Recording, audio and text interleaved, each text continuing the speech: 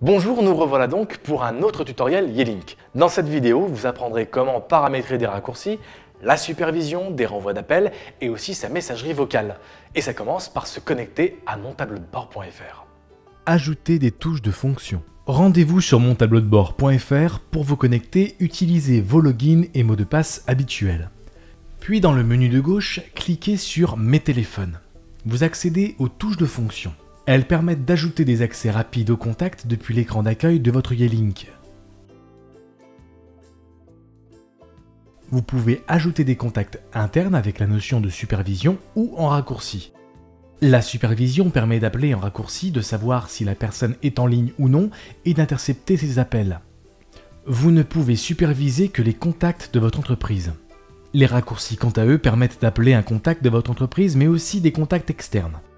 Pour ajouter un contact en supervision, sélectionnez Supervision, tapez le nom du contact de votre entreprise, mon tableau de bord vous suggère d'ailleurs des contacts, le numéro s'affiche automatiquement, cliquez sur OK, puis sur la disquette pour enregistrer. Vous pouvez sinon créer un raccourci, le procédé est le même, à vous de remplir librement les champs. Comme les raccourcis, la supervision permet d'appeler rapidement un contact sur votre écran Yealink, mais il s'agit uniquement d'un contact propre à votre entreprise. On peut donc reconnaître le statut de l'occupation de la ligne, c'est-à-dire si votre contact reçoit un appel, s'il prend cet appel et si besoin l'intercepter. Dans le cas du T57, les pictos clignotent en rouge lorsqu'un contact reçoit un appel. Si l'appel est pris, le picto devient rouge et fixe. Pour les T53 et 54, il s'agira d'un voyant rouge clignotant et fixe. Vous pouvez à tout moment intercepter l'appel quand le picto ou le voyant clignote. Configurer sa boîte vocale. Pour configurer votre boîte vocale, il suffit de vous rendre toujours dans le menu de gauche, puis dans Messagerie vocale. Vous pouvez uploader une annonce de deux manières différentes, soit par un fichier depuis votre ordinateur, ou par votre mobile si vous utilisez mon tableau de bord depuis celui-ci, ou enregistrer directement une annonce par le micro de votre ordinateur ou mobile.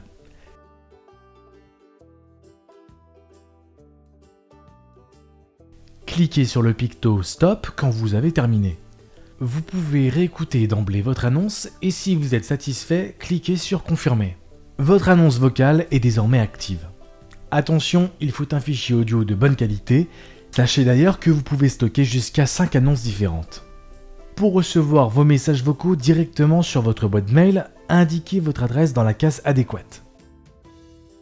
Pour accéder à votre messagerie vocale depuis un autre numéro, vous pouvez renseigner un code PIN et ou un numéro autorisé à la consulter.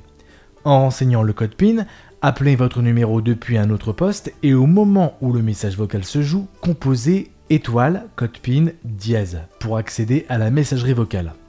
En renseignant le numéro autorisé, il suffira juste de composer étoile. Quand vous renseignez les deux, il faut composer étoile code PIN dièse.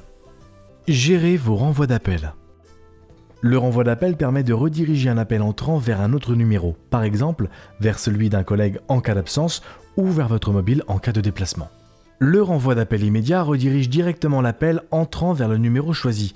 Cochez la case Numéro, puis Suivant, indiquez le numéro voulu.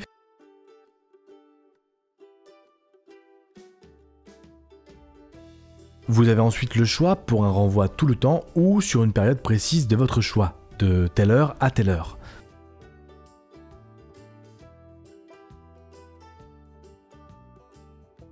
Nous choisirons pour l'exemple un renvoi tout le temps. Cliquez sur OK, le renvoi est ensuite activé. Le renvoi sur non-réponse redirige l'appel après un temps déterminé.